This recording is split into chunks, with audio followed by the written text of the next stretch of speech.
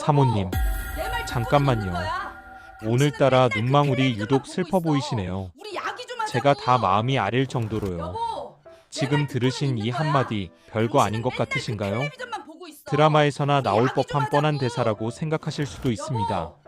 하지만 이 짧은 문장 하나가 평생을 현모양처로 살아온 60대 여성의 견고했던 인생을 송두리째 무너뜨리는 데에는 채 3초가 걸리지 않았습니다. 그날 그 문화센터 지하 주차장의 어둑한 조명 아래서 그녀의 심장은 30년 만에 처음으로 주체할 수 없이 뛰기 시작했으니까요. 도대체 그날 그곳에서는 무슨 일이 있었던 걸까요? 그리고 왜 산전수전 다 겪은 중년의 여성이 뻔히 보이는 저 말 한마디에 그토록 속절없이 무너져 내려야만 했을까요? 자, 다시 그 문제의 주차장으로 돌아가 보겠습니다. 사건의 주인공인 김영숙님 가명입니다만 우리 주변에서 흔히 볼 수 있는 분이셨습니다. 60을 갓 넘긴 나이 번듯하게 자라 결혼해 나간 자녀들 그리고 정년퇴직 후 삼식이 소리는 듣기 싫다며 밖으로만 놔두는 남편. 남들이 보기엔 그저 걱정 없이 여유로운 노후를 즐기는 사모님 그 자체였죠. 경제적으로도 부족함이 없었고 품위 유지를 위해 일주일에 2번씩 백화점 문화센터에서 미술 수업을 듣는 것이 그녀의 유일한 낙이었습니다. 겉모습은 완벽했습니다. 늘 정돈된 머리, 유행을 타지 않는 고급스러운 옷차림, 온화한 미소까지. 하지만 영숙님의 내면은 마치 텅 빈 강당처럼 공허한 소리만 울리고 있었습니다. 누군가 건드리기만 하면 와르르 무너질 준비가 되어 있었던 겁니다. 우리가 흔히 말하는 빈둥지 증후군이라고 치부하기엔 그녀가 느끼는 감정의 결핍은 훨씬 더 깊고 복잡한 것이었습니다. 바로 여자로서의 상실감이었죠. 남편은 그녀를 누구 엄마 혹은 여보라고 부르지만 그 눈빛에 애정은커녕 관심조차 메말라버린 지 오래였습니다. 자식들에게 그녀는 그저 항상 거기 있는 존재, 필요할 때 반찬이나 챙겨주는 엄마일 뿐이었죠. 세상 그 누구도 김영숙이라는 한 인간, 그리고 아직 시들지 않은 여자로서의 그녀를 봐주지 않았습니다. 그녀 스스로도 거울을 볼 때마다 늘어가는 주름을 보며 이제 내 인생에서 사랑이나 설렘 같은 건 끝났어라고 체념하며 살아가고 있었죠. 그런데 그 틈을 비집고 들어온 것이 바로 문화센터 미술 강사 40 중반의 한 남자였습니다. 그는 영숙님과 띠동갑도 넘게 차이가 나는 연하남이었습니다. 훤칠한 키에 예술가 특유의 감성적인 분위기, 그리고 무엇보다 사람을 빤히 응시하는 그 눈빛이 예사롭지 않은 남자였죠. 수업 시간마다 그는 아주 교묘하게, 하지만 확실하게 영숙님에게만 특별한 신호를 보냈습니다. 다른 수강생들의 그림을 봐줄 때는 건조하게 터치만 지적했지만 영숙님의 그림 앞에선 늘 한숨을 쉬듯 감탄하며 이렇게 말하곤 했습니다. 영숙님 그림에는 말로 설명할 수 없는 깊은 슬픔이 배어 있어요. 저는 그게 너무 아름다우면서도 한편으론 가슴이 아프네요. 수십 명의 수강생이 있는 교실에서 오직 나만을 위한 칭찬, 그것도 내 그림 실력이 아니라 내 내면을 알아주는 듯한 그 말에 영숙님은 붓을 쥔 손이 미세하게 떨리는 것을 느꼈습니다. 남편은 30년을 같이 살아도 모르는 내 마음속 슬픔을 이 낯선 남자는 단 몇 번의 수업만으로 꿰뚫어 본 것 같았으니까요. 이것이 바로 우리가 경계해야 할 첫 번째 신호입니다. 중년의 로맨스는 육체적인 매력보다 정서적인 결핍을 파고들 때 가장 강력한 힘을 발휘합니다. 그날은 유난히 비가 많이 쏟아지던 늦가을 저녁이었습니다. 수업이 끝나고 다들 서둘러 귀가하는 어수선한 분위기 속에서 영숙님은 우산을 펴며 지하 주차장으로 향했습니다. 차에 타려던 찰나 누군가 뒤에서 다급하게 그녀를 불러세웠습니다. 바로 그 미술 강사였습니다. 그는 우산도 없이 비를 맞으며 영숙님의 차 문을 막아섰습니다. 젖은 머리카락, 숨가쁜 호흡, 그리고 흔들리는 눈동자. 그는 마치 할 말을 고르는 듯 잠시 망설이다가 영숙님의 눈을 똑바로 바라보며 그 충격적인 한마디를 내뱉은 겁니다. 사모님. 아니, 영숙 씨. 오늘따라 눈망울이 유독 슬퍼 보이시네요. 제가 다 마음이 아릴 정도로요. 혹시 지금 저랑 차 한 잔만 해주시면 안 될까요? 그냥 보내드리면 제가 오늘 밤 잠을 못 잘 것 같아서 그래요. 사모님에서 영숙 씨로 바뀌는 그 찰나의 호칭 변화. 그리고 자신의 감정을 핑계로 만남을 유도하는 저돌적인 태도. 평소에 영숙님이었다면 이게 무슨 신뢰냐며 정색을 하고 차문을 닫았을 겁니다. 하지만 그 순간 영숙님의 머릿속엔 경고등 대신 팡파르가 울렸습니다. 누군가 나를 걱정해서 잠을 못 이룬다니. 누군가 내 슬픈 눈빛 때문에 마음이 아리다니. 잊고 살았던, 아니 죽은 줄 알았던 심장의 박동이 귀가 먹먹할 정도로 크게 울리기 시작했습니다. 그것은 단순한 설렘이 아니었습니다. 일종의 구원처럼 느껴졌습니다. 칙칙한 회색빛 노년을 보내던 자신에게 다시 총천 연색 조명을 비춰주는 듯한 황홀감. 주차장의 차가운 공기 속에서도 그녀의 얼굴은 붉게 달아올랐고 이성은 마비되었습니다. 그녀는 떨리는 목소리를 감추며 하지만 거부할 수 없는 본능에 이끌려 조용히 고개를 끄덕이고 말았습니다. 그것이 돌이킬 수 없는 늪으로 발을 내딛는 첫걸음인 줄은 꿈에도 모른 채 말이죠.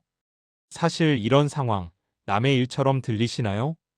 통계에 따르면 5060세대의 황혼 이혼과 외도 비율은 해마다 급증하고 있습니다. 그 이유가 단순히 성적인 욕망 때문일까요? 아닙니다. 전문가들은 입을 모아 말합니다. 나이가 들수록 사람은 자신의 존재 가치를 확인받고 싶어 한다라고요. 특히 평생을 가족을 위해 희생하며 살아온 여성들의 경우 갱년기와 맞물려 찾아오는 심리적 허기짐은 상상을 초월합니다. 이때 누군가 다가와 당신은 여전히 매력적입니다. 당신은 사랑받을 자격이 있습니다라고 속삭인다면 그 유혹을 뿌리치기란 성인 군자라도 쉽지 않은 일입니다. 영숙님을 무너뜨린 건 그 남자의 잘생긴 외모가 아니었습니다. 바로 자신을 알아봐준 시선이었습니다. 사람들은 흔히 중년의 로맨스를 주책이라고 비난하지만 그 이면에는 나도 아직 여자다. 나도 아직 살아있다라는 처절한 생존 본능이 숨어 있습니다. 그 남자는 정확히 그 지점을 타격한 겁니다. 아주 노련하고 은밀하게요. 문제는 이 만남이 단순한 차 한 잔으로 끝나지 않았다는 것입니다. 그날 차 안에서 그 남자는 영숙님의 손을 잡으며 묘한 말을 덧붙였습니다. 남편분은 정말 복도 많으시네요. 이렇게 고우신 분을 곁에 두고 저라면 영숙 씨 손에 물 한 방울 안 묻히고 여왕처럼 모실 텐데. 이 달콤한 비교는 영숙님으로 하여금 집에 있는 남편을 더욱 초라하고 무심한 존재로 느끼게 만들었습니다. 현실을 부정하고 환상을 쫓게 만드는 전형적인 수법이었죠. 그날 이후 영숙님의 일상은 완전히 달라졌습니다. 문화센터 가는 날만을 손꼽아 기다리게 되었고 거울 앞에 앉아있는 시간이 길어졌으며 핸드폰이 울릴 때마다 가슴이 철렁 내려앉는 비밀스러운 삶이 시작된 것입니다. 하지만 이 설렘 뒤에는 아주 무서운 대가가 기다리고 있었습니다. 세상에 공짜 점심은 없듯 공짜 사랑, 특히 뒤늦게 찾아온 불장난 같은 사랑에는 반드시 혹독한 청구서가 날아들기 마련이니까요. 과연 영숙님은 이 위험한 줄타기를 언제까지 이어갈 수 있을까요? 그리고 그 미술 강사의 진짜 속내는 과연 순수한 사랑이었을까요? 아니면 우리가 상상하는 그 이상의 무언가가 숨겨져 있었던 걸까요? 겉보기엔 우아하고 평화로워 보였던 그녀의 삶에 균열이 가기 시작한 건 바로 집에 돌아와 남편을 마주한 그날 밤부터였습니다. 차라리 모르는 게 약이었을지도 모를 그녀의 진짜 비극은 이제 막 시작되고 있었습니다. 그녀가 그 낯선 남자의 말 한마디에 왜 그렇게까지 흔들렸을까요? 단순히 그 남자가 젊고 잘생겨서였을까요? 아닙니다. 그 이유를 알기 위해서는 시계 바늘을 조금 뒤로 돌려 그녀의 지극히 평범하고도 처절하게 외로운 일상 속으로 들어가 봐야 합니다. 겉으로 보기엔 남부러울 것 없는 중산층 가정의 사모님, 하지만 현관문을 열고 들어서는 순간 그녀를 맞이하는 것은 숨막힐 듯한 적막뿐입니다. 여러분, 혹시 하숙생 남편이라는 말 들어보셨나요? 우리 주인공의 남편이 딱 그랬습니다. 정년퇴직을 하고 집에 있는 시간이 길어졌지만 두 사람 사이의 대화는 현역 시절보다 더 줄어들었습니다. 아침에 눈을 뜨면 각자 다른 방에서 나옵니다. 네, 각방을 쓴 지 벌써 10년이 훌쩍 넘었습니다. 처음에는 남편의 코골이 때문에 혹은 갱년기 불면증 때문에 서로의 잠을 방해하지 않으려 시작했던 각방 생활이 이제는 돌이킬 수 없는 남북분단선처럼 굳어져 버린 겁니다. 아침 식탁 풍경은 더 기가 막힙니다. 달그락거리는 숟가락 부딪히는 소리, 그리고 무심하게 돌아가는 TV 뉴스 소리가 전부입니다. 남편은 국이 짠지 싱거운지, 오늘 아내의 기분이 어떤지 전혀 궁금해하지 않습니다. 그저 습관처럼 밥을 넘기고 식사가 끝나면 물 한 잔 마시고는 곧장 자신의 방으로 혹은 거실 소파로 가서 스마트폰 게임에 몰두하거나 TV 채널만 하염없이 돌릴 뿐입니다. 그녀에게 남편은 더 이상 사랑하는 동반자가 아닙니다. 그저 밥때가 되면 밥을 줘야 하고 빨래가 쌓이면 옷을 빨아줘야 하는 손이 많이 가는 거대한 가구처럼 느껴질 때가 많습니다. 가끔 말을 걸어보려 해도 돌아오는 대답은 아니, 몰라, 이 세 마디를 넘지 않습니다. 하루 종일 집 안에서 단 한마디의 말도 섞지 않고 지나가는 날이 부지기수입니다. 같은 공간에 숨 쉬고 있지만 마치 투명 인간이 된 것 같은 기분, 여러분은 느껴보신 적 있으신가요? 내가 이 집에 존재하는 이유가 고작 밥 차려주고 청소해주는 가사 도우미 역할뿐인가 싶어 가슴 한구석이 서늘해지는 그 기분 말입니다. 그렇다면 자식들은 어떨까요? 그녀는 평생을 자식 바라기로 살았습니다. 남편과의 관계가 소원해질수록 아이들에게 더 집착했고 아이들의 성공이 곧 나의 성공이라 믿으며 헌신했습니다. 그런데 그토록 애지중지 키운 아이들은 이제 다 커서 각자의 둥지를 찾아 떠나버렸습니다. 1년에 딱 2번 명절 때나 얼굴을 비칩니다.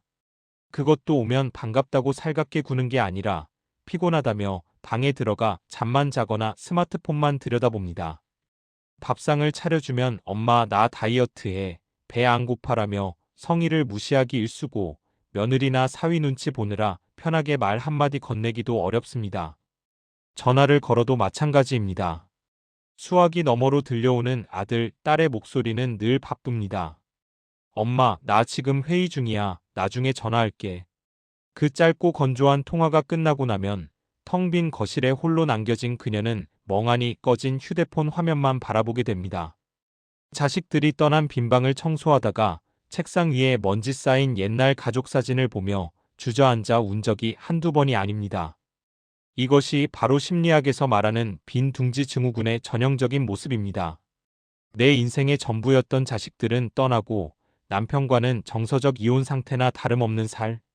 그녀의 나이 60, 거울 앞에 서면 보이는 건 축 처진 피부와 늘어난 주름, 그리고 생기 잃은 눈동자뿐입니다. 나도 한때는 여자였는데. 이 생각이 머릿속을 스칠 때마다 가슴이 미어집니다. 길거리를 지나가다 손을 잡고 다정하게 걷는 노부부를 보면 부러움에 눈물이 핑 돌고 TV 드라마 속 로맨스를 보며 자신도 모르게 대리 만족을 느끼는 날들이 늘어갑니다. 가장 위험한 것은 바로 이 지점입니다. 인간은 누구나 인정받고 싶고 사랑받고 싶은 욕구가 있습니다. 특히 나이가 들수록 성적인 매력보다는 존재 자체를 확인받고 싶은 욕구가 강해집니다. 내가 여전히 매력적인 사람인지 누군가에게 의미 있는 존재인지 끊임없이 확인하고 싶어 합니다. 그런데 가장 가까운 남편은 나를 여자로 봐주기는커녕 귀찮은 존재로 여기고 자식들은 나를 필요할 때만 찾는 ATM 기기나 짐꾼 정도로 생각하는 것 같은 박탈감. 이 지독한 결핍이 그녀의 마음속에 거대한 구멍을 만들어낸 겁니다. 그녀는 밤마다 잠을 이루지 못했습니다. 갱년기 호르몬 탓이라며 수면제를 먹어보기도 했지만 사실 그녀를 괴롭힌 건 불면증이 아니라 사무치는 외로움이었습니다. 누군가 내 이름을 다정하게 불러주었으면, 오늘 하루 어땠냐고 따뜻하게 물어봐 주었으면 하는 그 사소한 바람이 채워지지 않아 병이 된 것입니다. 남편이 잠든 늦은 밤 거실에 홀로 나와 덩그러니 켜진 TV 불빛 아래서 와인 한 잔을 마시는 것이 그녀의 유일한 위로였습니다. 알코올 기운이 올라오면 잠시나마 외로움이 잊히는 것 같았으니까요. 하지만 술이 깨고 나면 더 큰 공허함이 밀려왔습니다. 이렇게 메마르고 갈라진 논바닥 같은 그녀의 마음에 누군가 물 한 방울만 떨어뜨려도 그것은 홍수처럼 느껴질 수밖에 없습니다. 목이 말라 죽어가던 사람에게 건네진 물 한 잔은 생명수와도 같으니까요. 그녀는 지금 사랑을 하고 싶은 게 아니라 자신이 살아있음을 느끼게 해줄 그 어떤 자극이 절실하게 필요했던 상태였습니다. 이런 심리적 배경을 이해하지 못하면 그녀가 왜 그렇게 쉽게 마음의 문을 열었는지 이해할 수 없습니다. 그녀는 멍청해서 속은 게 아닙니다. 너무나도 외로웠기에, 누군가의 따뜻한 온기가 너무나 그리웠기에 무장해제될 준비가 되어 있었던 겁니다. 남편이라는 울타리는 있었지만 그 울타리는 그녀를 보호해주는 것이 아니라 세상과 단절시키는 감옥이었습니다. 그 감옥 안에서 서서히 시들어가던 꽃, 그것이 바로 그날 주차장에 서 있던 그녀의 진짜 모습이었습니다. 겉으로는 우아한 미소를 짓고 있었지만 속으로는 누구라도 좋으니 나 좀 바라봐 주세요. 나 좀 안아주세요라고 비명을 지르고 있었던 것이죠. 그리고 운명처럼 혹은 악연처럼 그녀의 그 소리 없는 비명을 정확하게 듣고 파고든 사람이 나타났습니다. 10년 넘게 굳게 닫혀있던 그녀의 방문을 열쇠도 없이 말 몇 마디로 따고 들어온 그 남자. 어쩌면 그녀는 그 남자를 기다리고 있었는지도 모릅니다. 자신의 이 지루하고 고통스러운 투명 인간 생활을 끝내줄 구원자라고 착각하면서 말입니다. 빈틈없이 꽉 짜여진 외로움의 틈새로 파고든 그 낯선 친절은 그녀에게 마약보다 더 강력한 환각을 심어주기 시작했습니다. 집안의 정막을 피해 도망치듯 등록한 문화센터 미술반, 그곳에는 전혀 예상치 못한 새로운 공기가 흐르고 있었습니다. 물감 냄새와 캠퍼스 냄새가 섞인 그 공간에서 그녀는 아주 오랜만에 누군가의 온전한 관심을 받게 됩니다. 바로 미술 강사였던 그 남자 때문이었죠. 그는 그녀보다 띠동갑, 그러니까 12살이나 어린 연하의 남성이었습니다. 보통의 60대 여성이라면 아들뻘이나 조카뻘로 여겼을 그 나이 차이가 이상하게도 그 남자 앞에서는 전혀 느껴지지 않았습니다. 그 남자는 우리가 흔히 생각하는 제비족처럼 느끼하게 생기거나 화려한 언변을 쏟아내는 스타일이 아니었습니다. 오히려 뿔테 안경에 단정한 셔츠를 입고 누구에게나 예의 바르고 성실해 보이는 아주 건실한 청년의 이미지였죠. 바로 이 지점이 사람의 마음을 무장해제시키는 가장 강력한 무기가 되었습니다. 사실 그녀가 처음부터 그에게 호감을 느꼈던 건 아닙니다. 사건의 발단은 아주 사소한 수업 시간의 풍경에서 시작되었습니다. 붓을 쥐는 힘이 약해 선이 자꾸만 삐뚤어지던 그 순간, 그 남자가 소리 없이 그녀의 등 뒤로 다가왔습니다. 그리고는 아주 자연스럽게 그녀의 손등 위를 자신의 큰 손으로 덮어 쥐며 붓의 방향을 잡아주었죠.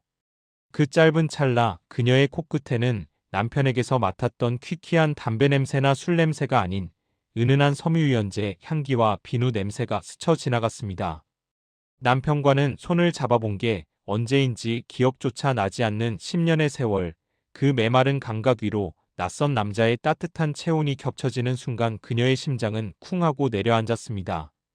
하지만 결정타는 그 뒤에 이어진 그 남자의 말이었습니다. 그는 붓을 놓으며 아주 낮은 목소리로 이렇게 속삭였습니다. 회원님은 겉으로는 강해 보이시는데 붓끝에서 느껴지는 감성은 참 여리고 섬세하시네요. 그동안 많이 외로우셨나 봐요. 그림에 그게 다 보여요. 여러분, 이 말이 얼마나 무서운지 아십니까? 이건 단순한 칭찬이 아닙니다. 심리학에서는 이를 콜드 리딩의 일종으로 보는데 누구에게나 해당될 법한 이야기를 마치 상대방만을 꿰뚫어 본 것처럼 말해서 신뢰를 얻는 기술입니다. 하지만 평생을 가족 뒷바라지하느라 자신의 감정 따위는 사치라고 여기며 살아온 60대 여성에게 자신의 내면을 알아봐주는 남자의 등장은 그야말로 가뭄의 단비이자 구원과도 같았습니다. 집에서는 투명인간 취급을 받거나 기껏해야 밥 줘, 내 양말 어디 있어 같은 기능적인 대화만 오가는 삭막한 현실과는 너무나 대조적이었기 때문이죠. 그 남자의 수상한 친절은 여기서 멈추지 않았습니다. 그는 수업이 끝나면 교묘하게 그녀의 주변을 맴돌았습니다. 다른 회원들이 모두 돌아간 뒤 붓을 씹고 있는 그녀에게 다가가 무거운 물통을 대신 들어주거나 캠퍼스를 정리해주며 사적인 질문을 툭툭 던졌습니다. 오늘 입으신 스카프 색상이 참 고우세요. 회원님 피부톤이랑 정말 잘 어울려요. 라든지 머리 스타일 조금 바뀌셨죠? 지난번보다 훨씬 우아해 보이세요. 같은 말들 말입니다. 생각해 보십시오. 남편은 20년 동안 머리 스타일이 바뀌든 새 옷을 입든 눈길 한번 제대로 준 적이 없습니다. 그런데 이 낯선 남자는 나의 사소한 변화 하나하나를 캐치하고 그것을 우아하다, 곱다라는 단어로 포장해서 돌려줍니다. 이때 그녀가 느낀 감정은 단순한 설렘을 넘어선 존재의 확인이었습니다. 아, 나도 아직 여자구나. 나도 아직 누군가의 눈에 예쁘게 보일 수 있는 사람이구나. 잊고 살았던 여성으로서의 자존감이 그 남자의 말 한마디 한마디에 의해 되살아나기 시작한 겁니다. 이 남자는 아주 영리하게도 남편의 부재를 파고들었습니다. 수업 중에 그녀가 무심코 우리 남편은 이런 거 전혀 몰라요. 그림 그린다고 하면 돈 낭비한다고 뭐라 할걸요라고 푸념하듯 내뱉은 말을 놓치지 않았습니다. 그는 그 말을 듣고는 짐짓 심각한 표정을 지으며 안타까워했습니다. 어떻게 이렇게 재능 있는 분을 몰라볼 수가 있죠? 저라면 회원님 같은 분이 아내라면 매일 그림만 그리게 해드릴 텐데. 남편분이 참 복을 모르시네요. 이 말은 그녀의 마음속에 있는 남편에 대한 불만과 서운함에 불을 지르는 동시에 그 빈자리에 자신을 은근슬쩍 끼워 넣는 고도의 심리 전술이었습니다. 남편은 나를 무시하는 사람, 강사는 나를 알아주는 사람. 이 이분법적인 구도가 머릿속에 잡히는 순간 그녀에게 이 남자는 더 이상 단순한 강사가 아니게 되었습니다. 자신의 영혼을 이해해주는 유일한 소울메이트처럼 느껴지기 시작한 것이죠. 사실 냉정하게 제3자의 눈으로 보면 그의 행동에는 수상한 점이 한두 가지가 아니었습니다. 유독 경제적으로 여유가 있어 보이는 중년 여성 회원들에게만 친절하다거나 수업료 외의 재료비 이야기를 할 때 묘하게 말이 길어지는 모습들이 있었죠. 하지만 이미 감정의 둑이 터져버린 그녀의 눈에는 그런 것들이 보이지 않았습니다. 그저 우연히 미술을 배우러 왔다가 운명처럼 나를 알아봐주는 사람을 만났다는 마치 드라마 속 주인공이 된 듯한 착각에 빠져들었을 뿐입니다. 그는 서두르지 않았습니다. 아주 천천히 가랑비에 옷 젖듯이 그녀의 일상 속으로 스며들었습니다. 처음에는 그림 이야기로 시작했던 대화가 점차 오늘 기분은 좀 어떠세요? 점심은 맛있는 거 드셨나요? 같은 일상적인 안부로 변해갔고 급기야는 남편 흉을 보거나 자식 걱정을 털어놓는 깊은 대화로 이어졌습니다. 그녀는 문화센터에 가는 화요일과 목요일만을 손꼽아 기다리게 되었습니다. 그날 아침이면 평소에는 잘 바르지도 않던 립스틱을 꼼꼼히 바르고 옷장을 다 뒤져 가장 화사한 옷을 꺼내 입었습니다. 거울 앞에 선 그녀의 얼굴에는 10년 넘게 보지 못했던 생기가 돌고 있었습니다. 마치 사랑에 빠진 20대 소녀처럼 말이죠. 그가 건네는 커피 한 잔, 스치듯 닿는 어깨, 따뜻한 눈맞춤. 이 모든 것이 계산된 행동일 수 있다는 의심은 설마 하는 마음 뒤로 숨어버렸습니다. 왜냐하면 지금 당장 그녀에게 필요한 것은 진실이 아니라 자신을 향한 따뜻한 관심과 위로였기 때문입니다. 그 남자는 바로 그 결핍을 정확하게 조준하고 있었습니다.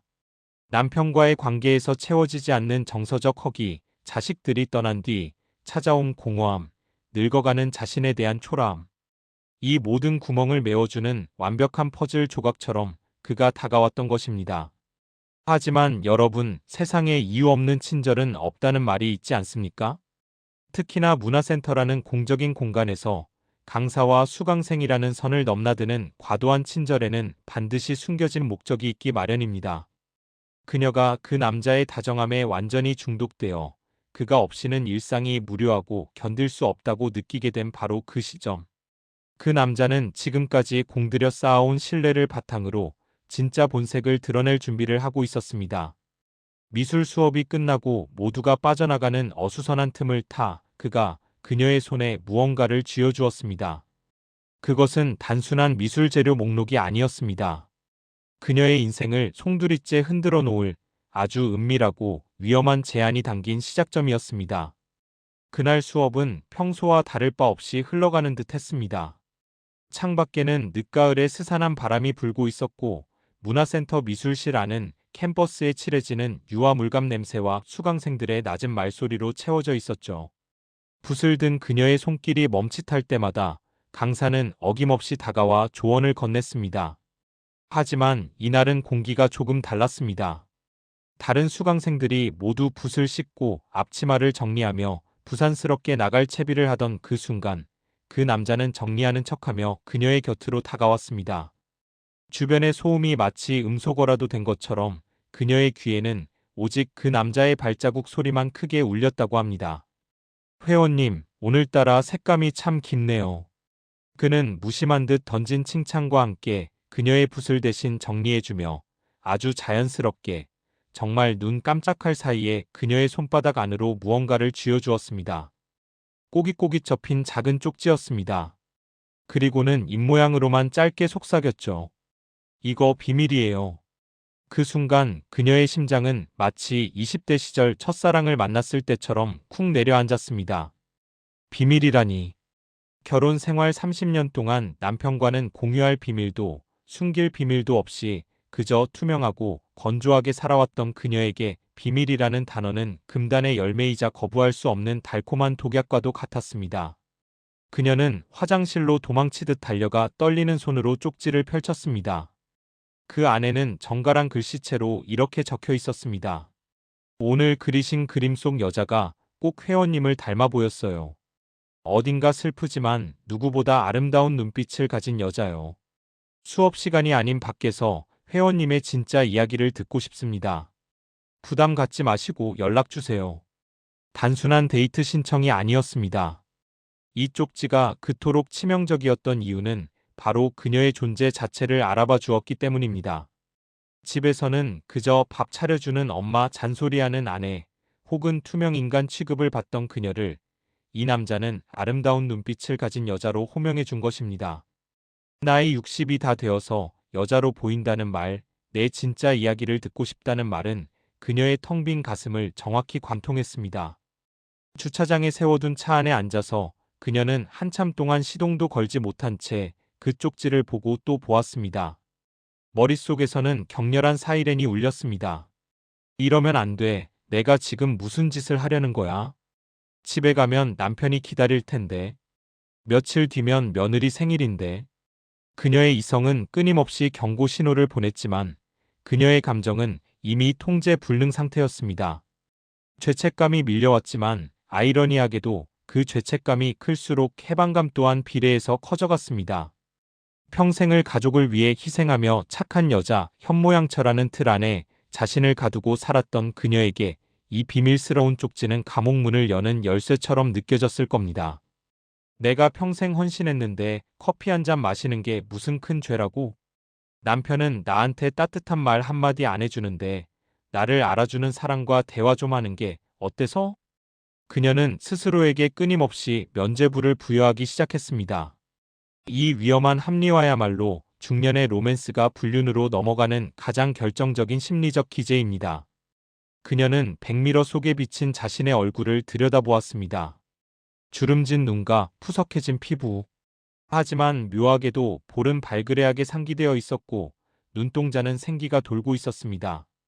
집안의 낡은 가구처럼 취급받던 자신이 누군가에게는 궁금한 존재, 알고 싶은 대상이 되었다는 사실 하나만으로 회춘이라도 한 듯 활력이 솟구쳤습니다. 심장은 터질 듯 뛰었고 손끝은 짜릿했습니다. 이것이 바로 도파민의 무서운 힘입니다. 뇌과학적으로 보면 사랑에 빠졌을 때 분비되는 호르몬은 마약을 투여했을 때와 유사한 반응을 보인다고 하죠. 메말라 있던 감정의 사막에 갑자기 폭우가 쏟아지니 그녀는 그 비를 피할 생각조차 하지 못하고 온몸으로 맞게 된 것입니다. 결국 그녀는 떨리는 손가락으로 쪽지에 적힌 번호를 휴대전화에 입력했습니다. 저장할 이름을 무엇으로 할지 한참을 고민하다가 남들이 봐도 의심하지 않을 김미술이라는 이름으로 저장 버튼을 눌렀습니다. 그 단순한 행동 하나로 그녀는 이제 되돌릴 수 없는 강을 건너기 위한 첫 발을 내디딘 셈입니다. 전송 버튼을 누르지는 않았지만 번호를 저장했다는 것만으로도 이미 마음속에서는 그와의 만남을 수락한 것이나 다름없었으니까요. 집으로 돌아가는 길, 차창 밖으로 보이는 풍경은 어제와 똑같았지만 그녀의 눈에는 전혀 다르게 보였습니다. 지루하기 짝이 없던 라디오 음악 가사가 내 이야기처럼 들리고 꽉 막힌 도로 위에서도 짜증이 나지 않았습니다. 집에 도착해 무뚝뚝하게 TV만 보고 있는 남편의 뒷모습을 보면서도 예전 같은 서운함보다는 묘한 우월감마저 들었습니다. 당신은 모르지? 나를 여자로 봐주는 젊고 근사한 남자가 있다는 걸. 나한테도 이런 비밀이 있다는 걸. 이 비밀은 그녀에게 강력한 진통제이자 각성제가 되었습니다. 남편의 무관심도 자식들의 소원함도 더 이상 아프지 않게 만들었으니까요. 쪽지 한 장이 불러온 파장은 실로 엄청났습니다. 그녀는 그날 밤 잠자리에 누워서도 쉽게 잠들지 못했습니다. 남편의 코 골기 소리를 배경음악 삼아 머릿속으로는 낮에 있었던 그 짧은 스킨십과 은밀한 속삭임을 무한 반복 재생하고 있었습니다. 내일 미술 수업에 갈 때는 어떤 옷을 입어야 할까? 머리를 새로 해야 하나? 화장품을 좀 바꿀까? 수년 동안 멈춰있던 그녀의 시계가 다시 돌아가기 시작한 겁니다. 하지만 여러분, 여기서 우리가 주목해야 할 점은 그 남자의 행동입니다. 왜 하필 수업이 끝난 뒤 사람들이 다 빠져나갈 때를 노려 은밀하게 쪽지를 건넸을까요?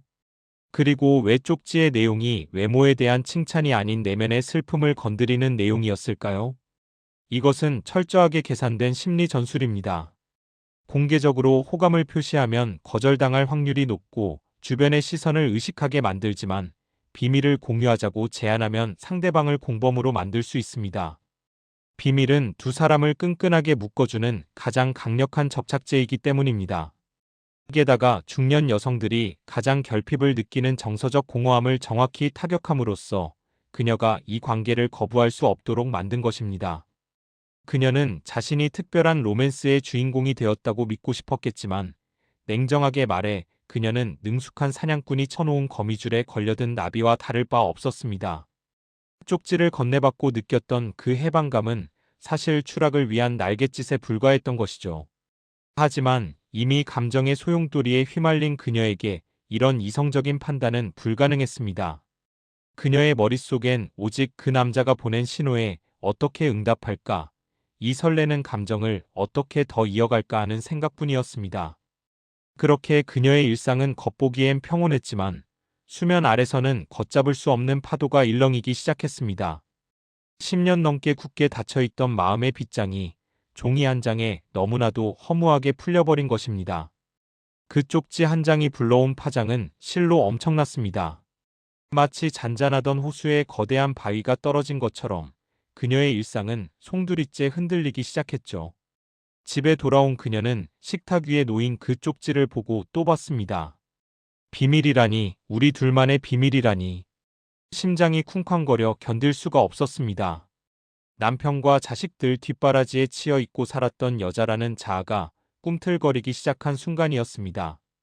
다음 날부터 그녀의 아침 풍경은 완전히 달라졌습니다. 평소엔 세수만 대충 하고 늘어진 티셔츠 바람으로 주방에 섰을 그녀가 새벽같이 일어나 거울 앞에 앉습니다. 화장대 구석에 처박혀 있던 립스틱을 꺼내 입술에 발라보고 옷장을 활짝 열어 한참을 서성입니다. 칙칙한 무채색 옷들은 이제 눈에 들어오지도 않아요. 이건 너무 늙어 보이나? 이 색깔은 너무 주책 맞나? 거울 속 자신을 보며 수십 번 옷을 갈아입는 그녀의 얼굴에는 30년 전 남편과 첫 데이트를 할 때보다 더 붉은 홍조가 피어올랐습니다. 문화센터 가는 날만 기다려지는 게 아닙니다.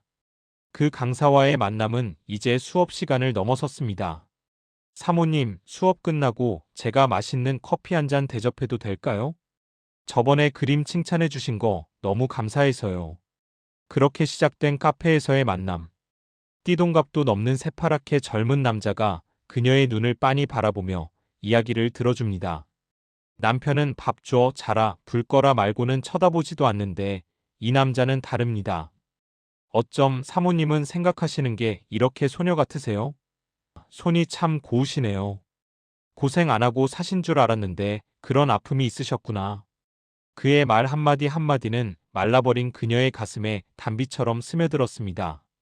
그저 립서비스일지도 모른다는 의심? 그런 건 도파민의 홍수 속에서 순식간에 휩쓸려 내려갔습니다. 이성적인 판단을 하기엔 그녀는 너무나 오랫동안 외로웠고 너무나 절실하게 사랑받고 싶었으니까요. 사람들이 흔히 늦바람이 무섭다라고들 하죠. 왜 그런 말이 생겨났는지 아세요? 젊을 때는 연애 말고도 할 게 많습니다. 친구도 만나야 하고 공부도 해야 하고 취업 걱정도 해야 하죠. 하지만 중년의 늦바람은 다릅니다. 이미 삶의 많은 과업을 끝내놓고 찾아온 공허함 속에 사랑이라는 불씨가 떨어지니 그 불길을 잡을 방화벽이 전혀 없는 겁니다. 브레이크가 고장난 자동차처럼 질주하게 되는 거죠. 그녀는 이제 핸드폰을 신주단지 모시듯 합니다. 혹시라도 남편이 볼까봐 비밀번호를 복잡하게 바꾸고 화장실에 갈 때도 잠자리에 들 때도 핸드폰을 손에서 놓지 않습니다. 띠링하고 알림이 울릴 때마다 가슴이 철렁 내려앉으면서도 입가에는 미소가 번집니다. 사모님, 오늘 입으신 원피스 색깔이 봄꽃 같아요. 수업 내내 사모님만 보였어요. 이런 메시지를 받고 어떻게 제정신을 차릴 수 있겠습니까? 화면 속에 찍힌 그 달콤한 문장을 읽고 또 읽으며 그녀는 자신이 60대 할머니가 아니라 20살 꽃띠 처녀가 된 것 같은 착각에 빠져듭니다. 집안일은 뒷전이 되었습니다. 남편의 밥상에는 대충 끓인 찌개가 올라가고 먼지가 굴러다녀도 눈에 들어오지 않습니다. 오로지 머릿속엔 그 사람은 지금 뭐 할까? 다음엔 무슨 옷을 입고 나갈까?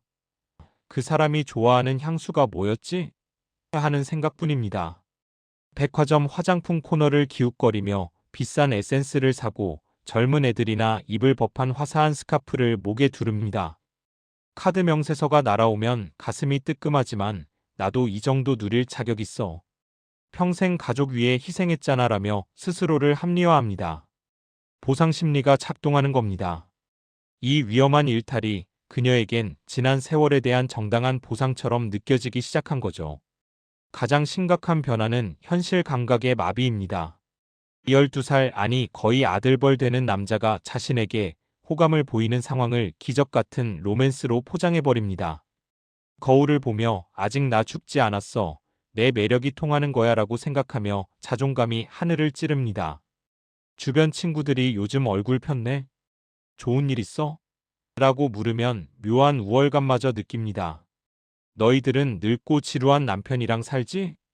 나는 달라. 나를 여자로 봐주는 젊고 멋진 남자가 있어.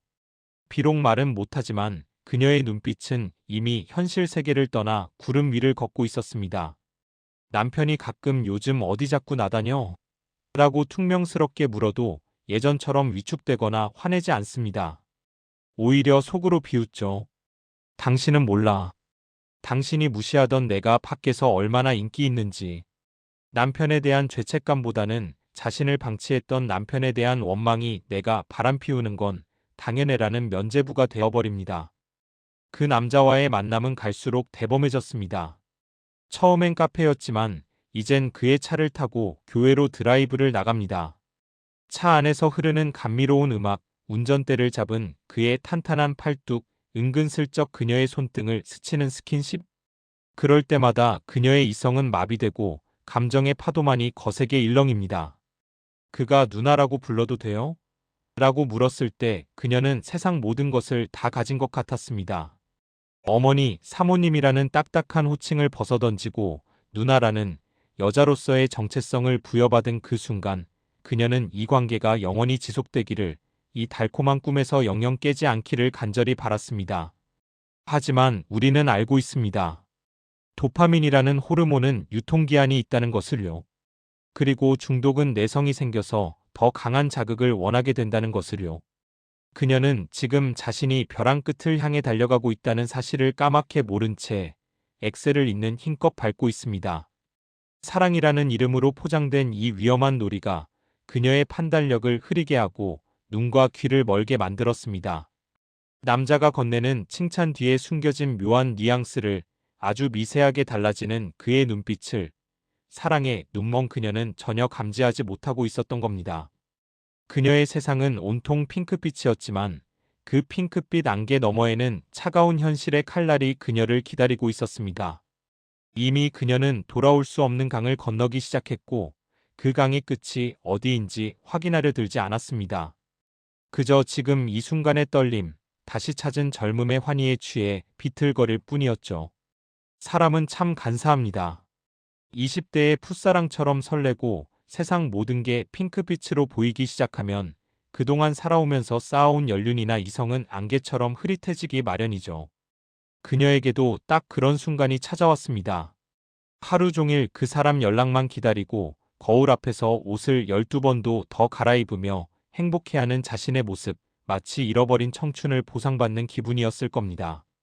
하지만 여러분, 인생의 경험칙상 너무 달콤한 사탕은 반드시 이를 썩게 만든다는 걸 우리는 이미 알고 있지 않습니까? 가장 행복하다고 느끼는 바로 그 정점, 심리적 무장해제가 완벽하게 이루어진 그 타이밍을 사냥꾼들은 절대 놓치지 않습니다. 그날도 평소와 다름없는 데이트였습니다. 아니, 평소보다 더 로맨틱했죠. 분위기 좋은 외곽의 카페, 창밖에는 비가 추적추적 내리고 흐르는 음악마저 그녀의 감성을 촉촉하게 적시는 그런 날이었습니다. 그런데 늘 생글생글 웃으며 그녀의 기분을 맞춰주던 그 남자의 표정이 어딘가 모르게 어둡습니다. 시선을 계속 창밖으로 돌리고 커피잔을 만지작거리는 손길이 불안해 보입니다. 그녀는 본능적으로 걱정이 앞섭니다. 나를 만나면 늘 행복해하던 사람이 왜 저럴까?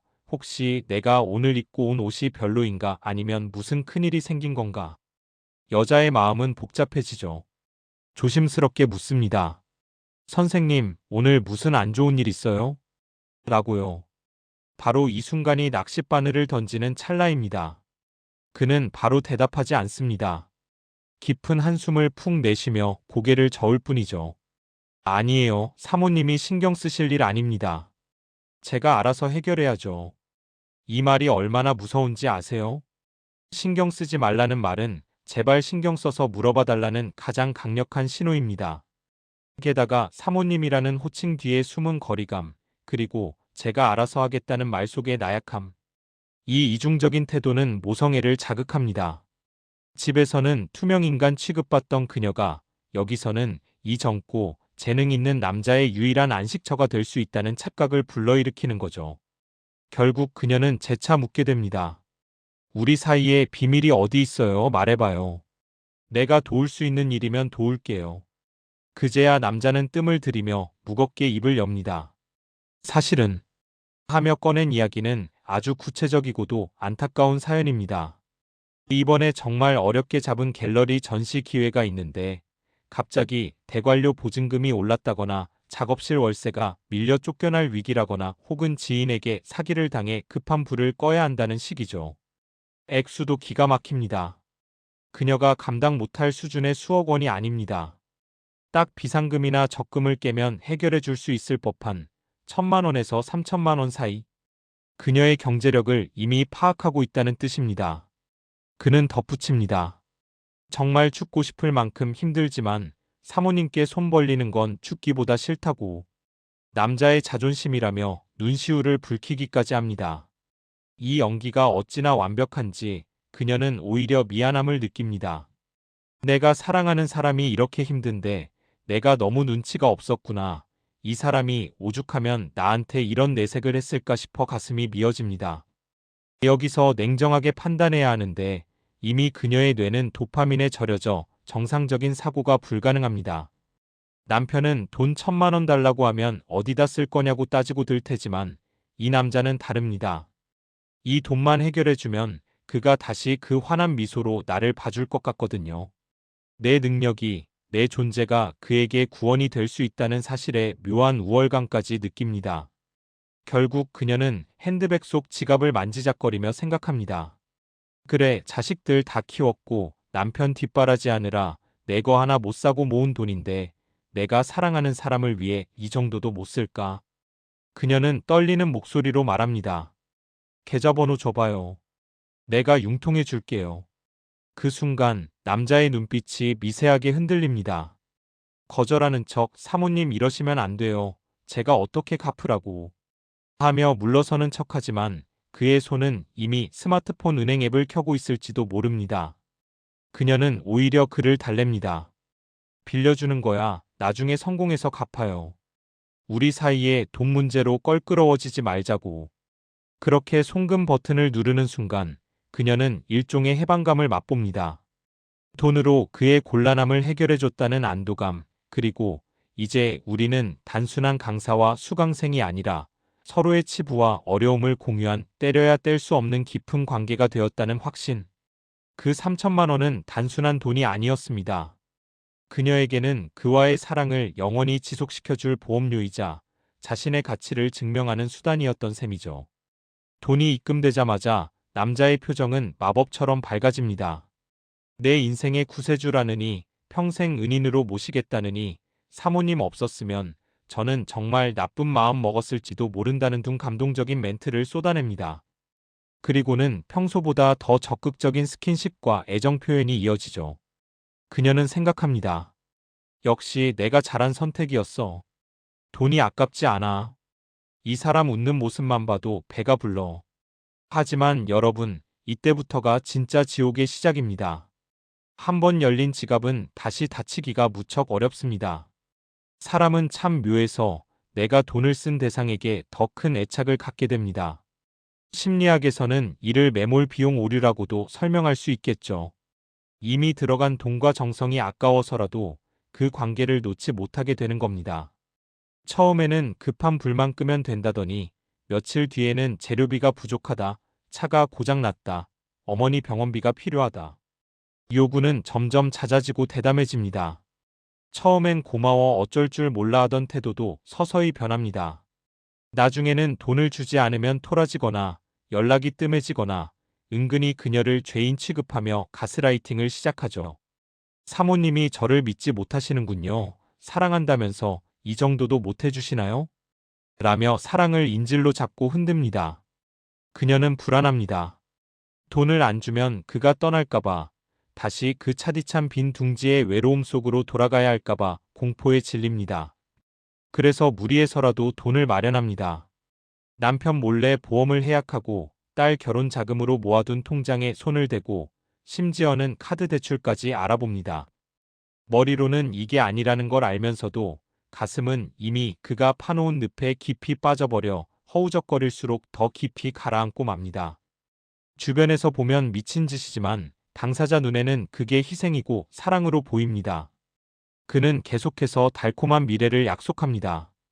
이번 전시만 대박 나면 사모님 호강시켜 드릴게요. 우리 같이 해외여행 가요. 나중에 조용한 시골 가서 같이 그림 그리며 살아요. 그 허황된 약속들이 그녀의 이성을 마비시키는 마약이 됩니다. 자신의 모든 것을 내어주면서도 그녀는 행복하다고 믿고 싶었습니다. 하지만 통장 잔고가 바닥을 보이기 시작할 무렵 남자의 연락 빈도가 눈에 띄게 줄어듭니다. 바쁘다는 핑계가 늘어나고 만날 때마다 피곤한 기색을 내비치며 짜증을 부리기도 합니다. 달콤했던 말들은 온데간데없고 날카로운 말들이 비수처럼 날아와 꽂히기 시작합니다. 그녀가 조금이라도 서운한 티를 내면 그가 정색하며 말합니다. 저 요즘 작업 때문에 예민한 거 아시잖아요. 왜 이렇게 저를 피곤하게 하세요? 적반하장도 유분수지 돈 줄 때는 구세주라더니 이제는 피곤한 존재 취급을 합니다. 그런데도 그녀는 화를 내기보다 자책합니다. 내가 너무 보챘나? 내가 돈이 다 떨어져서 매력이 없어졌나? 자존감은 바닥을 치고 그에게 버림받지 않기 위해 안간힘을 쓰는 처참한 상황. 이것이 바로 중년의 외로움을 파고든 로맨스 스캠, 그 잔인한 착취의 민낯입니다. 사랑이라는 이름으로 포장된 이 거래에서 그녀가 얻은 것은 찰나의 환상뿐이었고 잃은 것은 평생을 지켜온 삶의 기반이었습니다. 하지만 아직 그녀는 모릅니다. 이 남자의 진짜 목적이 돈을 뜯어내는 것 이상으로 그녀의 삶을 얼마나 처참하게 짓밟고 떠날 준비를 하고 있는지 말이죠. 차라리 돈만 잃고 끝났다면 다행이었을지도 모를 더 큰 비극의 그림자가 서서히 그녀를 덮쳐오고 있었습니다. 연락이 닿지 않았습니다. 처음에는 그저 바쁜 줄만 알았습니다. 수업 준비를 하느라 혹은 급하게 처리해야 할 집안일이 생겨서 경황이 없는 거라고 스스로를 타일렀죠. 하지만 하루가 지나고 이틀이 지나도 휴대폰 너머에서는 차가운 기계음만 들려올 뿐이었습니다. 고객님의 전화기가 꺼져 있어 삐 소리 후 소리샘으로 연결됩니다. 그 건조한 안내 멘트가 마치 그녀의 낭만에 대한 사망 선고처럼 느껴졌지만 그녀는 인정하고 싶지 않았습니다. 아니, 인정할 수 없었을 겁니다. 그가 가져간 돈이 그녀의 노후 자금 전부였기 때문만은 아니었습니다. 그가 앗아간 것은 돈보다 더 귀한 그녀가 잊고 살았던 여자로서의 자존감 그 자체였으니까요. 불안감에 떨며 찾아간 문화센터에서 마주한 진실은 더욱 잔혹했습니다. 데스크 직원은 곤란한 표정으로 말했습니다. 그 강사님 갑자기 그만두셨어요. 연락처도 바뀌어서 저희도 난감하네요. 다리에 힘이 풀려 주저앉을 뻔한 그녀를 붙잡은 건 직원의 다음 한마디였습니다. 회원님 말고도 찾으시는 분들이 꽤 계시더라고요. 그 순간 머릿속을 꽉 채우던 핑크빛 안개가 걷히고 쓰라린 현실이 칼날처럼 파고들었습니다. 그녀는 그에게 유일한 사랑이 아니었습니다. 그저 관리하기 쉬운 외로움에 틈이 벌어진 수많은 먹잇감 중 하나였을 뿐이라는 사실이 뼈저리게 다가왔습니다. 이것이 바로 로맨스 스캠 혹은 꽃뱀이나 제비라 불리는 사기꾼들이 노리는 최종 단계의 모습입니다. 우리가 흔히 뉴스에서 이런 사건을 접하면 혀를 차며 비웃곤 합니다. 어떻게 저런 뻔한 거짓말에 속을 수 있지? 나 같으면 절대 안 속아. 하지만 당사자가 되어 그 상황에 놓이면 이성적인 판단을 내리기란 불가능에 가깝습니다. 왜냐하면 그들은 여러분의 지갑을 노리고 접근하는 것이 아니라 여러분의 가장 아픈 곳, 바로 마음의 결핍을 인질로 잡고 흔들기 때문입니다. 그녀가 느낀 감정은 단순한 배신감을 넘어선 영혼이 파괴되는 듯한 수치심이었습니다. 집에 돌아와 거울을 봅니다. 며칠 전까지만 해도 그 남자의 칭찬을 들으며 아직 나는 괜찮은 여자야. 나도 사랑받을 수 있어라고 믿었던 얼굴이 보입니다. 하지만 이제 거울 속에 있는 건 사랑에 빠진 소녀가 아니라 늙고 주름진 얼굴의 탐욕스러운 사기꾼에게 속아 전 재산을 갖다 바친 어리석은 중년 여성일 뿐이었습니다. 그 남자가 속삭였던 사모님은 특별해요. 이런 감정 처음이에요라는 말들은 모두 철저하게 계산된 시나리오였다는 것을 깨닫는 순간 그녀의 자존심은 산산조각이 났습니다. 차라리 돈만 잃어버렸다면 신고라도 시원하게 할 텐데 이 관계가 가족들에게 특히 무뚝뚝하지만 평생을 함께해온 남편에게 알려지는 것이 죽기보다 두려워집니다. 사기꾼들은 바로 이 지점을 노립니다. 피해자가 수치심 때문에 주변에 알리지 못하고 혼자 끙끙 앓다가 포기하게 만드는 것, 그것이 그들의 완벽한 출구 전략입니다. 그녀는 이제 집이 감옥처럼 느껴집니다. 남편이 퇴근해서 돌아오는 소리만 들려도 심장이 내려앉고 혹시라도 카드 명세서나 대출 독촉장이 날아올까봐 우편함을 수시로 확인하며 피를 말리는 시간을 보냅니다. 거실 소파에 앉아 텔레비전을 보고 있는 남편의 뒷모습을 보면서 그녀는 생각합니다. 저 사람은 재미는 없어도 나를 속이지는 않았는데 내가 무슨 짓을 한 거지. 뒤늦은 후회와 죄책감이 밀려오지만 되돌리기엔 이미 너무 멀리 와버렸습니다. 이 단계에서 피해자들이 겪는 심리적 고통은 상상을 초월합니다. 우울증, 불면증은 기본이고 심한 경우 극단적인 선택을 생각할 정도로 정신이 피폐해집니다. 자신이 평생 지켜온 도덕적 가치와 가족에 대한 신의를 스스로 저버렸다는 자괴감은 사람을 안에서부터 갉아먹습니다. 그 남자가 줬던 쪽지, 함께 마셨던 커피, 몰래 나눴던 문자 메시지들. 그 모든 것이 아름다운 추억이 아니라 자신의 어리석음을 증명하는 증거물이 되어 그녀를 옥죄어 옵니다. 그녀는 이제야 깨닫습니다. 그 남자가 채워줬다고 믿었던 그 충만함은 사실 도파민이 만들어낸 환각이었으므요. 진정한 사랑이나 관심이 아니라 그저 자신의 외로움을 이용해 연출된 연극 무대 위에서 잠시 춤을 췄을 뿐이라는 것을 말입니다. 하지만 현실은 냉혹합니다. 사라진 돈은 돌아오지 않고 뚫린 마음의 구멍은 더 커져서 이제는 찬바람만 쌩쌩 붑니다. 누군가에게 하소연이라도 하고 싶지만 그러게 나이 먹고 주책맞게 왜 그랬어라는 비난이 돌아올까봐 입을 닫습니다. 피해자이면서 동시에 죄인이 되어버린 이 이중적인 고통이 바로 중년의 로맨스 사기가 가진 가장 악랄한 점입니다. 더 무서운 것은 이 모든 과정이 그녀의 노화와 외로움을 담보로 이루어졌다는 사실입니다. 나이가 들면서 자신감을 잃어가던 차에 누군가가 나를 여자로, 남자로 봐주었다는 그 강렬한 보상 심리가 이성의 끈을 놓게 만들었습니다. 사기꾼은 정확히 그 지점을 파고들었습니다.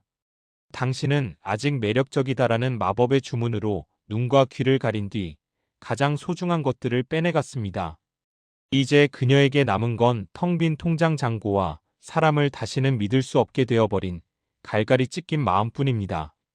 거리에서 흘러나오는 유행가 가사처럼 사랑이 밥 먹여주지는 않지만 이 잘못된 사랑은 그녀의 밥그릇은 물론이고 밥을 먹어야 할 이유마저 앗아가 버렸습니다. 밥맛을 잃고 멍하니 창밖을 바라보는 시간이 늘어납니다. 계절은 바뀌어 꽃이 피는데 그녀의 마음은 한겨울 얼음장보다 더 차갑습니다. 만약 그때 그가 건넨 커피를 거절했더라면, 미술 수업을 등록하지 않았더라면, 아니, 남편에게 조금 더 솔직하게 외롭다고 말했더라면 어땠을까? 수만 가지의 만약에가 머릿속을 맴돌지만 현실은 이런 한푼, 감정 한 조각도 보상받을 길 없는 차가운 바닥일 뿐입니다. 이것이 바로 은밀하고 달콤했던 유혹의 처참한 결말입니다.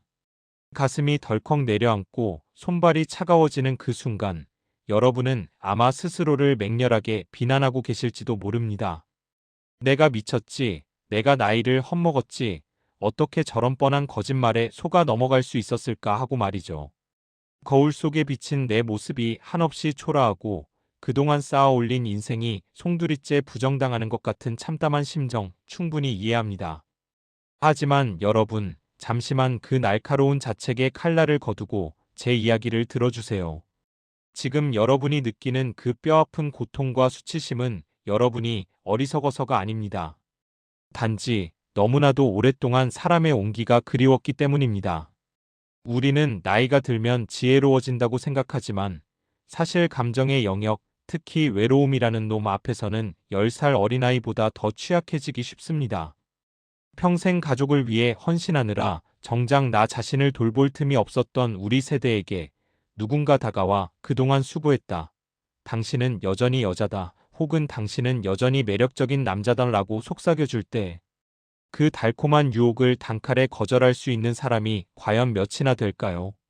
사기꾼들은 바로 그 지점을 파고듭니다.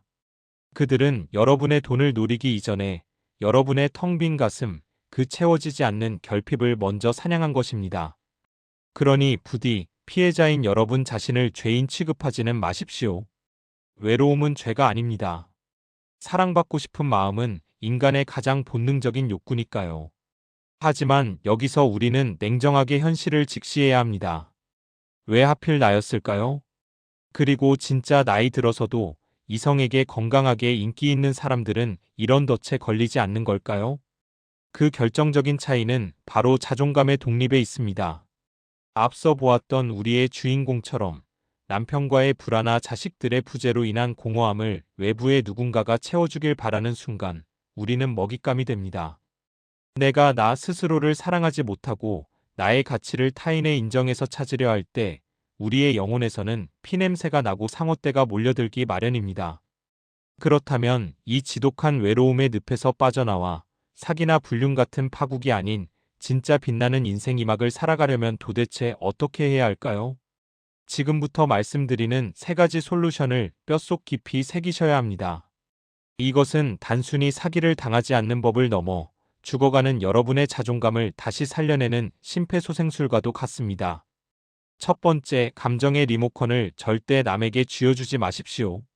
누군가의 연락 하나에 하루 기분이 천국과 지옥을 오간다면 그것은 사랑이 아니라 중독입니다. 특히 중년에 찾아오는 로맨스가 위험한 이유는 상대방을 내 인생의 구원자로 착각하기 쉽기 때문입니다. 그 사람이 없으면 내 인생은 다시 암흑천지가 될 것이라는 공포, 바로 그 공포가 여러분의 눈과 귀를 멀게 합니다. 진짜 매력적인 중년은 혼자서도 잘 노는 사람입니다. 남편이 혹은 아내가 곁에 없어도 내 하루를 행복하게 채울 수 있는 루틴이 있어야 합니다. 그것이 그림이든 운동이든 혹은 봉사활동이든 상관없습니다. 당신 덕분에 행복해요가 아니라 나는 이미 행복한데 당신이 있어서 조금 더 즐겁네요 라는 태도를 가져야 합니다. 역설적이게도 내가 누군가를 간절히 필요로 하지 않을 때 비로소 건강하고 좋은 사람들이 내 곁에 머물게 됩니다. 두 번째, 관계의 속도를 늦추십시오. 그리고 돈 이야기가 나오는 순간 그것은 그 어떤 아름다운 말로 포장되어 있어도 100% 사기임을 명심해야 합니다. 20대에 불타는 사랑과 달리 중년의 관계는 신뢰와 검증이 바탕이 되어야 합니다. 만난 지 얼마 되지 않아 당신밖에 없다. 영혼의 단짝을 만났다며 과도한 애정 공세를 퍼붓는 사람을 경계하세요. 이것은 심리학 용어로 러브 바밍, 즉 애정 폭격이라고 합니다. 여러분의 이성을 마비시키기 위한 작전일 뿐입니다.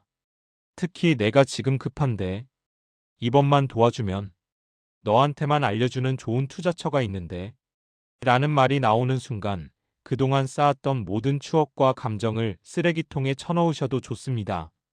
진짜 사랑은, 그리고 진짜 좋은 인연은 여러분의 지갑을 열게 하는 것이 아니라 여러분의 마음을 편안하게 해주는 것입니다.